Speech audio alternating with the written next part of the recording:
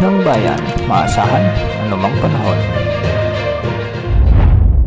Magandang araw po sa ating lahat. Narito na ang latest update sa lagay ng ating panahon ngayon at sa magiging lagay ng ating panahon sa susunod na 24 oras. Sa kasalukuyan niya, patuloy nating minomonitor ang low pressure area na huling namatan ng Pag-asa sa layong 735 kilometers silangan ng General Santos City sa may Mindanao. Sa ngayon, ito ay nakapaloob sa may Intertropical Convergence Zone na siya ring nakakaapekto sa Palawan at Mindanao.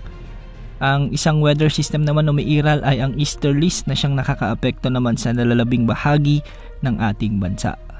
Dahil nga sa umiiral o dahil nga sa LPA, nakakaapekto na ang trough o yung extension nito kaya nagdadala ng maulap na kalangitan na may mga kalat-kalat na pagulan at thunderstorm sa may Caraga region at Davao region. Pinag-iingat natin ang ating mga kababayan dito sa banta o posibilidad ng mga biglang pagbaha o pagguho ng lupa, lalo na kung may mga katamtaman hanggang sa kung minsan ay malalakas na pag-ulan. Pinag-iingat din natin ang ating mga kababayan dito, lalo na yung ilang araw nang nakakaranas ng pag-ulan sa kanilang mga lugar.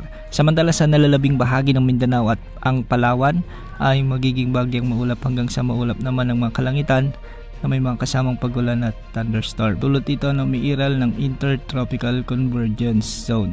Posible naman ang banta ng mga biglang pagbaha o pagguho ng lupa, lalo na kung may mga katamtaman hanggang sa kung minsan ay malalakas na pag-ulan. Sa Metro Manila, sa may Luzon at nalalabing bahagi ng Visayas at Mindanao ay magiging bagyang maulap hanggang sa maulap naman ang mga papawirin na may mga isolated rain showers and thunderstorms dulot ng umiiral na easterlies. Hindi rin inaalis ang banta o posibilidad ng mga biglang pagbaha o pagguho ng lupa, lalo na kung may mga severe thunderstorms. Ang mga pag-alon sa may extreme northern Luzon ay posibleng umabot hanggang 2.1 meters at sa nalalabing baybay ng bansa ay posibleng umabot hanggang 1.5 meters. Sa kasalukuyan ay wala tayong aktibong bagyo na binabantayan sa loob ng Pag-asa monitoring domain o wala rin sa loob ng ating area of responsibility. Ngunit may binabantayan tayong potential o posibleng bagyo na pumasok sa ating PAR ngayong linggo. Ibig sabihin, mula April 28 hanggang May 4 ay posibleng may mabuong bagyo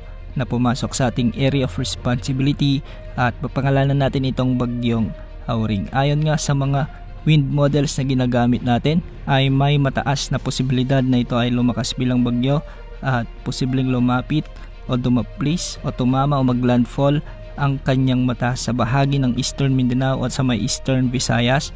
Dediretsuhin nito ang ilang bahagi ng Bicol region tsaka magre-recurve patungo sa Hilagang Silangan. Ang isang senaryo naman ay posible itong diretsuhin ang Northern Luzon at maglandfall sa may Northern Luzon. Dahil malayo pa at matagal pa, posible pa ang mga pagbabago ukol sa potensyal na bagyong ito. Yan muna ang update sa lagi ng panahon. Ito pang weather update ng bayan, maasahan anumang panahon.